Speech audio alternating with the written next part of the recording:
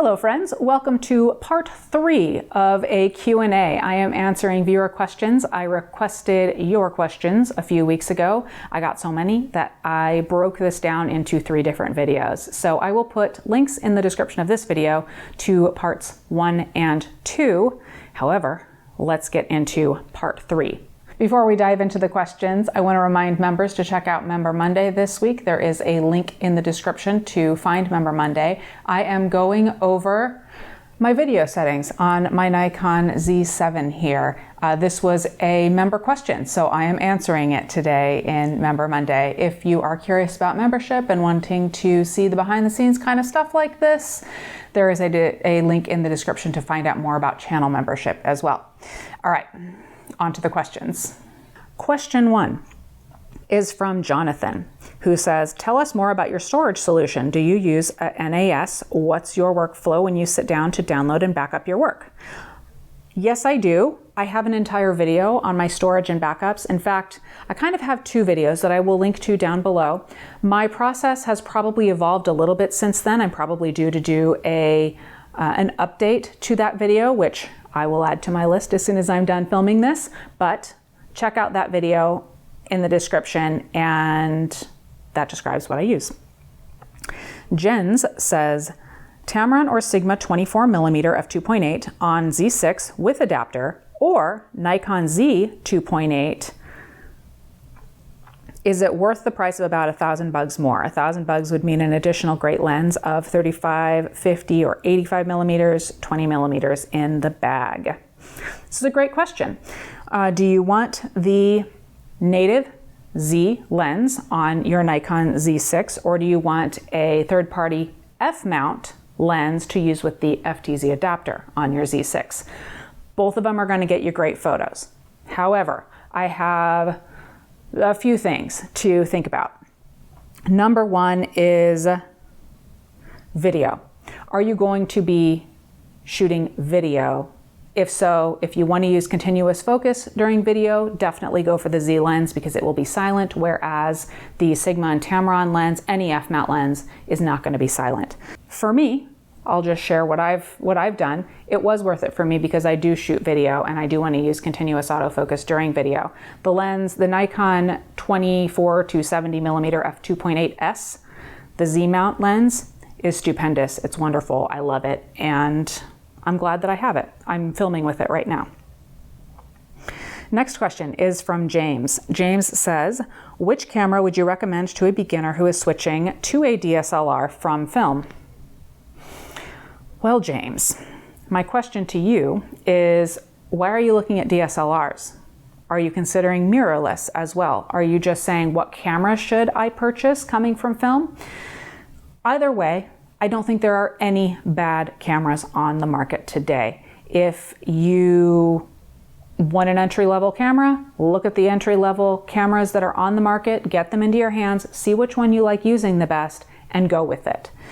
That being said, my main question goes back to the beginning where I said, why only DSLR? Why not mirrorless? Because quite frankly, I'm not purchasing any more DSLRs. I'm going the way of mirrorless. I think it is a better way in general. Go ahead, everybody, yell at me down in the comments. Those of you that like to use DSLRs, don't worry, I still have some. I'm just not buying any new ones.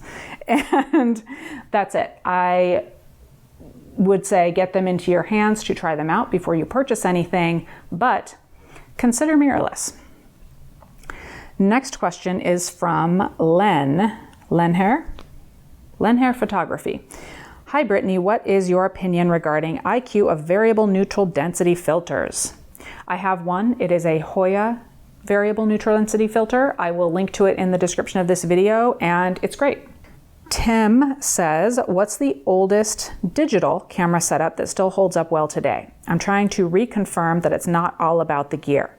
Well, it's absolutely not all about the gear, but whatever it is that you are shooting, whatever it is that you're photographing, that's really going to depend on what kind of gear you want to use. So I do have some older DSLRs on the shelves behind me. I rarely pick them up. I usually pick up my newer gear.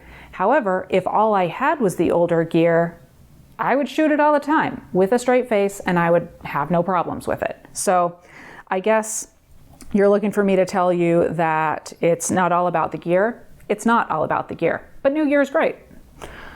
Next question is from Matt. Matt says, okay, so this is not a tech-related question because, well, it's not the camera that makes the pictures, right? Matt, that was very timely compared to Tim's question a moment ago. Meaning that you don't need the most expensive gear to get a fantastic picture. Yeah, absolutely not. With that said, I am having a hard time being motivated to even pick up the camera lately. What gives you inspiration to keep taking pics every day? How do you deal with that? Thanks. I answered a question similar to this in the last Q&A, so maybe watch that one. However, what keeps me motivated to pick up the camera every day? This is what I do for a living. I have to pick up my camera every day. On the bright side, I love what I do. Next question is from DC Rosario L, maybe? Can we see yours and Raymond's wedding pics, or even better, your high school senior portraits?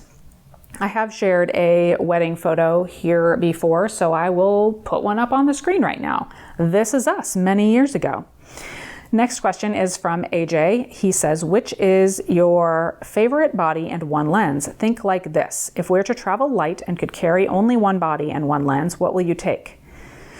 If I could only have one right now, I'd say either the Leica Q2 or the Fuji X100V. I love both of those cameras right now. That being said, if I'm traveling and you put a camera in my hand, I'm going to use it and I'm going to love it. Fastila George says, can you create a good wallpaper for your subscribers? Maybe a night blue sky? Thanks. Well, I don't know. How many of you would like for me to do that? If you would, what would you like to see? Let me know down in the comments. Austin. Austin's my last question. He says, Capture One just released a Nikon version. Have you used this software with other cameras before? And any thoughts on if this will attract Nikon users over from other software? Yes, I have used Capture One. I have it on my computer. I was just using it this morning. I think it's great. I also have other software like Lightroom and Photoshop. Do I think that the new Nikon version of Capture One will attract Nikon users over from other software? I think probably yes, because anytime you have a piece of software that is geared towards or said to be geared towards any one brand, I think that could be attractive. Yeah, but I also think that Capture One is awesome. I think it has a lot of flexibility. I think that Lightroom is more user-friendly, at least for beginners or people who don't necessarily like to do a whole lot of editing. So that was my last question. Thank you everybody for your questions. I have, like I said, I have links in the description to a couple things that I've mentioned in answering these questions, but also to parts 1 and 2 of your questions and me answering them. So everybody, thank you so much for watching. Give this video a like if you found this helpful or entertaining, and subscribe if you haven't already. I have new videos coming out every single week, and I'm even getting Raymond in on the action a little bit more these days. So if you like seeing Raymond, subscribe. And that's it, everybody. Thanks again for watching, and I'll talk to you soon.